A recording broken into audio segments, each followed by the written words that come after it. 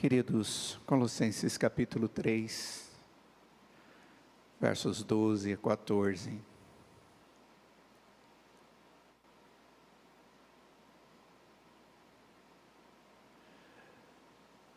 É tão bom a gente poder ajudar alguém na necessidade, no período da adversidade, como também em alguns momentos em que passamos por adversidade, a gente perceber que tem pessoas que se importam com a gente. Isso é algo tão bom. E isso tem a ver com os benefícios da nossa comunhão como servos de Deus, da nossa comunhão cristã. E esse texto, ele é uma motivação para isso. E ele diz assim: revesti-vos, pois, como eleitos de Deus, santos e amados, de ternos afetos de misericórdia, de bondade, de humildade, de mansidão, de longanimidade. Suportai-vos uns aos outros, perdoai-vos mutuamente, caso alguém tenha motivo de queixa contra outrem. Assim como o Senhor vos perdoou, assim também perdoai vós. Acima de tudo isto, porém, esteja o amor, que é o vínculo da perfeição. Oremos. Ó Deus, sabemos que esta é mais uma palavra de orientação, de advertência, mas também de consolo para nós, porque aponta para o grande significado do Pai, da vida da comunhão, da mutualidade do Teu povo. E pedimos que o Senhor esteja nesta devocional nos pastoreando e nos motivando como igreja, em nome de Jesus. Amém. Existem muitas coisas que caracterizam a igreja. A própria palavra, nós vimos isso, ela, no nosso retiro de famílias e de comunhão da igreja, semana passada, no sábado passado, que existem várias figuras bíblicas que o próprio Deus nos dá. Mas eu creio que a verdadeira comunhão se caracteriza por ser uma relação principal da igreja, de uns com os outros. Quando falo a respeito da nossa convivência horizontal, e ela é fruto da nossa convivência com Deus. E essa comunhão verdadeira, ela se caracteriza por ser uma relação que produz frutos. Não é alguma coisa furtiva ou passageira ou sem compromisso. Pelo contrário, ela é uma relação totalmente comprometida e preocupada na produção de frutos. Na vida do outro, mas também na nossa. Ela está baseada nas motivações que devem ser corretas dentro do nosso coração e que beneficia todos nós que nos relacionamos como igreja. Ontem, o rapaz que auxiliou a grande maioria da parte dessa reforma, que acabou sendo a nossa igreja, ele chegou aqui e ele ficou muito admirado, porque ele não tinha visto a parte final. E ele disse assim: nossa, quando vocês chegam aqui, e vocês se assentam, isso aqui deve ser muito confortante, porque o lugar ficou gostoso, mas ficou um lugar para a igreja. Aí eu falei para ele: você é crente? Ele disse: sou. E eu sei o quanto é importante a gente estar num lugar onde nós compartilhamos coisas de Deus. Tem a ver exatamente com esse compartilhar. Existe um cântico cristão que fala a respeito da comunhão dos remidos do Senhor. E o texto diz que essa comunhão é doce. E que essa comunhão dos remidos do Senhor é a expressão da graça e do amor de Deus para conosco. E é exatamente isso que Paulo está dizendo aqui nesse texto. Apesar de vivermos num mundo onde nós compartilhamos tantas coisas com as pessoas, nós compartilhamos experiências, favores, momentos de alegria, de tristezas, de esperanças, às vezes de medos, de temores. A relação e vida amorosa, apesar de também existir trocas, ela se dá de uma maneira diferente. E a fonte não é simplesmente no relacionamento com as pessoas, mas no Deus que nos faz conviver com essas pessoas. Tem a ver com o amor de Deus no nosso coração. E tem a ver com o fato do amor de Deus nos fazer olhar para as pessoas de uma maneira diferente. O amor de Cristo para conosco levou-o a agir de uma maneira tão desprendida, e tão interessada, e tão favorável a nós, que Ele até mesmo deu a sua vida a nosso favor. E o apóstolo Paulo, aqui nesse texto, ele diz que o amor de Deus é o vínculo, é o toque, é aquilo que nos faz ficar fortalecidos. Ele diz que é o vínculo da perfeição. Mas não o vínculo qualquer, ou de um relacionamento qualquer, mas do vínculo do amor entre o povo de Deus.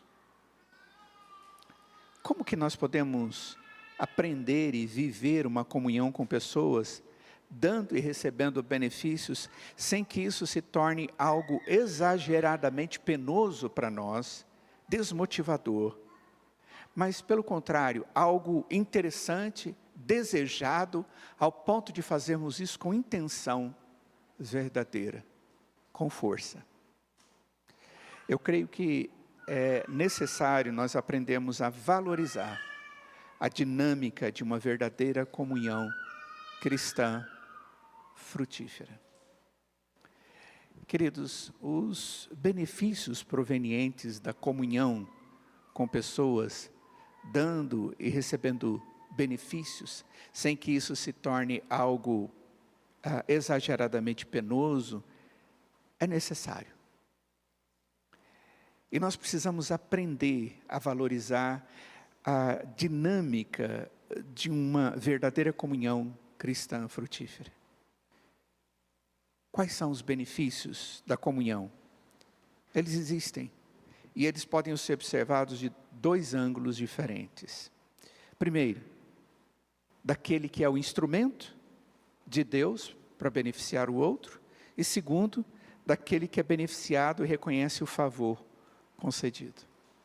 Ou seja, não existe benefício só para aquele que recebe algo diante da sua necessidade. Aquele que oferece algo também é beneficiado. Dentro da linguagem do amor cristão, Cristo teve prazer em cuidar de nós. E Cristo nos traz prazer na medida em que somos cuidados por Ele. Nós temos prazer em cuidar daqueles que estão necessitados. E eles têm o prazer de serem abençoados. Quando Paulo escreve aqui aos Colossenses sobre o relacionamento cristão, ele está enfatizando exatamente essa reciprocidade. Quando ele usa expressões aqui no texto como uns aos outros e mutuamente. Nós cuidamos uns dos outros e agimos de maneira mútua, ou seja, nós cuidamos de você e você cuida dos outros também. Essa é a linguagem de Cristo. E essa é a linguagem que Paulo traz para nós. Olha, façam isso. E Paulo, ele traz palavras tão importantes. Ele diz que, por sermos de Deus santos e amados, nós devemos estar cheios de afetos. A expressão afeto, querido, significa sentimentos cheios de atitude. Não é só sentimento, mas é um sentimento cheio de atitude. E eu acho interessante ele falar de misericórdia. Ter misericórdia de alguém é diferente de você ter uma expressão que é muito comum, ter dó de alguém. Dó é aquele sentimento em que você olha e diz, coitadinho. Mas a misericórdia é diferente, onde você diz, puxa vida, que tristeza. E eu chego no outro e digo, como eu posso te ajudar? A misericórdia é um sentimento, é um afeto voluntário, mas que tem uma ação. Quando ele fala de bondade, ele está falando de uma bondade que é expressa com ação. Quando ele fala de humildade, ele está falando de uma humildade diante do outro. E em Filipenses ele diz, é quando eu vejo o outro maior do que eu mesmo. Quando ele fala de mansidão, eu estou agindo para com o outro, não na medida das faltas de qualidade do outro, mas eu sou manso com ele ao ponto de ser longânimo. Mesmo que seja uma pessoa difícil, eu tenho um ânimo longo e sou beneficiador desta pessoa, porque eu suporto essa pessoa. Por isso ele diz, suportai uns aos outros. Olha só a mutualidade. Esse é o cristianismo verdadeiro que nós como igreja temos que viver uns para com os outros. Mas também devemos viver com aqueles que não estão conosco. Esses dias nós estávamos convidando as pessoas da nossa região para estarem conosco. Por que nós fizemos isso?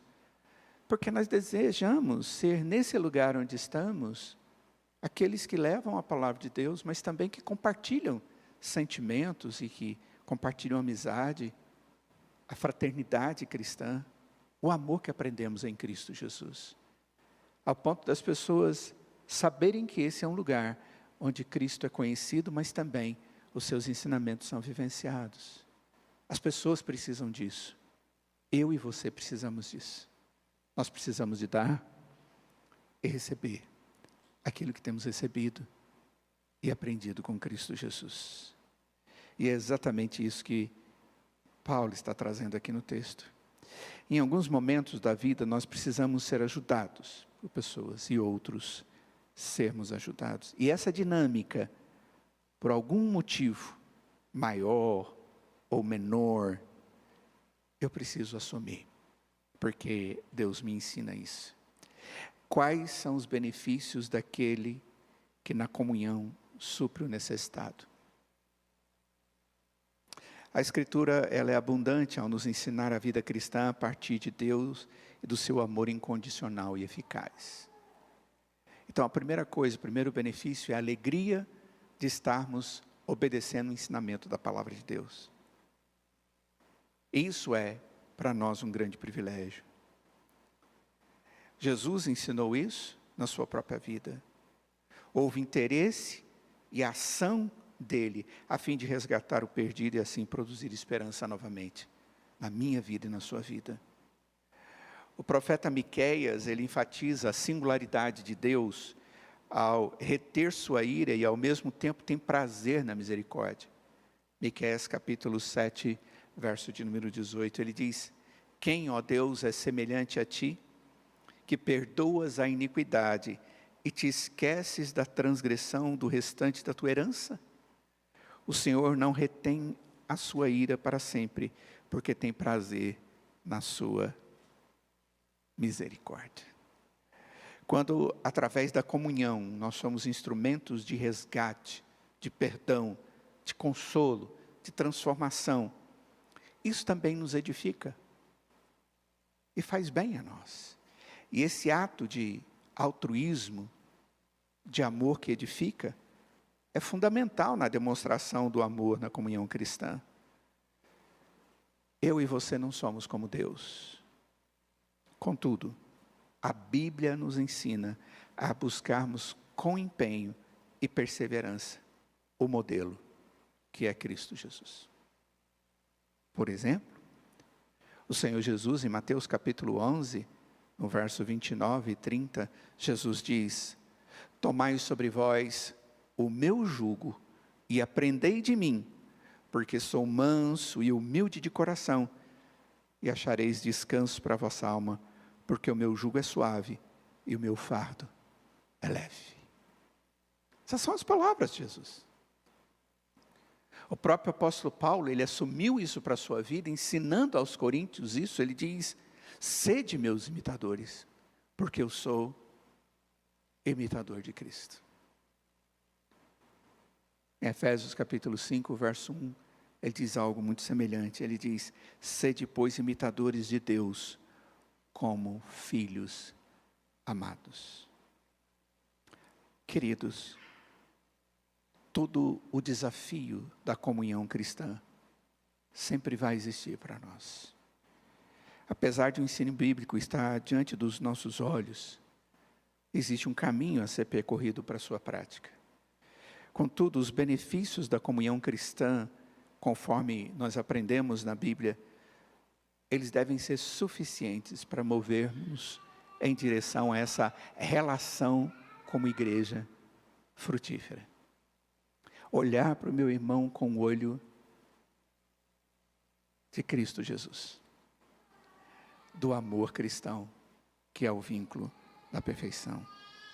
Reconhecendo principalmente que hoje eu posso estar necessitado de ajuda, mas amanhã poderá ser o meu irmão.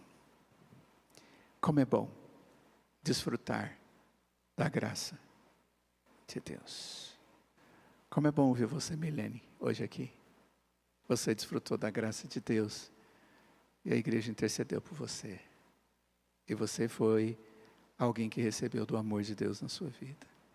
Nossa irmã fez uma cirurgia essa semana e hoje está aqui conosco. Louvado seja Deus por isso. Vamos orar. Senhor, como é bom, ó Pai, ler a sua palavra e ver que o Senhor se preocupa conosco e nos ensina, através da própria obra do Senhor a nosso favor. Nos dê sabedoria para vivermos como igreja. Ó Deus, e que a salvação que temos experimentado possa ser uma salvação que nos traga alegria e disposição de servir aqueles que ainda não têm ao Senhor. Mas também de servir aqueles, ó Pai, que já foram amados e que creram em Ti como Salvador. E usa-nos como bênção onde estamos, nesse lugar que como igreja nós estamos. Louvado, bendito e engrandecido seja o Teu nome, em nome de Jesus. Amém.